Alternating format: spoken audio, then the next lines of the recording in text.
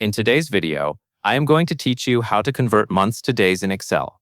This is a simple and useful calculation when you want to estimate the number of days based on a value entered in months. In Excel, you can do this quickly with a basic formula. In this example, the number of months is placed in cell A2.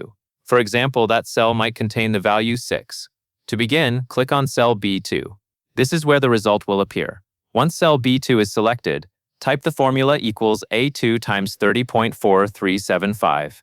The full formula should look like this. Equals A2, space, asterisk, space, 30.4375. This formula works by multiplying the number of months in cell A2 by 30.4375, which is the average number of days in a month across a year.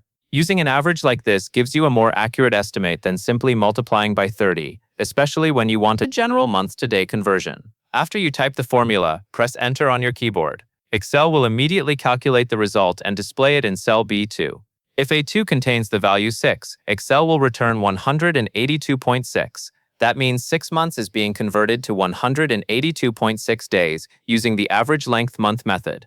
This is helpful for planning, forecasting, and general spreadsheet calculations where you need a quick and practical conversion. One thing to keep in mind is that this method gives you an average result. Since actual calendar months have different lengths, the exact number of days can vary depending on which specific months you are referring to. However, for many Excel tasks, this average is a convenient and reliable option. If you want to use the same conversion for more values, you can also copy the formula down the column after entering it once.